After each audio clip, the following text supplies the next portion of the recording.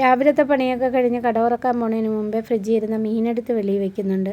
അപ്പോൾ കട തുറന്ന് അവിടുത്തെ ജോലിയൊക്കെ തീർന്ന് കയറി വരുമ്പോഴത്തേക്ക് ഐസൊക്കെ ഇളകിയിരിക്കുമല്ലോ. പിന്നെ വൻപയർ തോരൻ വയ്ക്കാനുള്ളതും വെള്ളത്തിൽ ഇട്ട് വെച്ചിട്ടുണ്ട്. അപ്പോൾ അതും കുതിർന്നിരിക്കും.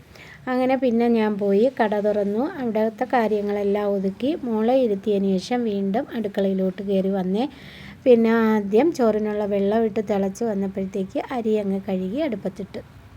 ഇനി പയറും 1-2 വെള്ളത്തിൽ കഴുകിയിട്ട് അതും അങ്ങ് കുക്കറിലാക്കി അടുപ്പി വയ്ക്കാം.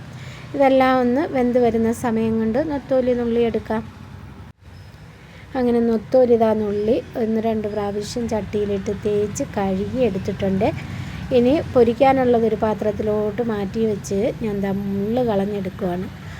അപ്പം എപ്പോൾ നൊത്തോലി കിട്ടിയാലും എനിക്ക് ഈ കുരുമുളകും ചുമന്നുള്ളിയൊക്കെ ചേർത്ത് അരച്ച് വെക്കുന്ന പുളിമുളകും ഭയങ്കര ഇഷ്ടമാണ്. ഇന്ന് പക്ഷേ ചീനിയില്ല. ചീനിക്കൊപ്പം കഴിക്കാൻ അടിപൊളിയാണ് ഈ കറി. അങ്ങനെ നമ്മുടെ അരപ്പെല്ലാം ഇവിടെ തിളച്ചു. ഇനി മീൻ ഇട്ട് കൊടുക്കാം. അടുത്ത അടുപ്പിൽ പയർ വിഴുക്ക് വരട്ടിക്കുള്ള ഉള്ളിയും താളിക്കാനായിട്ട് വെച്ചിട്ടുണ്ട്. നമ്മുടെ പയർ വിഴുക്ക് വരട്ടിയും റെഡിയാക്കി ഇറക്കിയതിന് ശേഷം ഇപ്പോഴത്തെ വൈറൽ ഫിഷ് ഫ്രൈ ഞാൻ നൊത്തോലി കൊണ്ട് ഉണ്ടാക്കാമെന്ന് കരുതിയിട്ട് എണ്ണയിൽ മഞ്ഞൾപ്പൊടി, മുളക് പൊടി, കുരുമുളക് പൊടി, ഉള്ളി ചതച്ചത്, കറിവേപ്പില, ഇഞ്ചി വെളുത്തുള്ളി ചതച്ചത് ഒരിത്തിരി ചേർത്തിട്ടുണ്ട്. പിന്നെ ഉപ്പ്, ഒരിത്തിരി പുളിവെള്ളം, ഇതെല്ലാം കൂടി ചേർത്ത് ഒന്ന് മിക്സ് ചെയ്തതിന് ശേഷം അടുപ്പിൽ വെച്ച് എണ്ണ ഒന്ന് ചൂടായി വന്നപ്പോഴത്തേക്ക് മീനിങ്ങനെ നിരത്തി വെച്ച്. അപ്പോൾ ഇവിടെ എൻ്റെ ഇളയ സന്തതിക്ക് എന്ത് മീൻ പൊരിച്ചാലും കാറുമുറ പൊരിച്ചെടുക്കണം.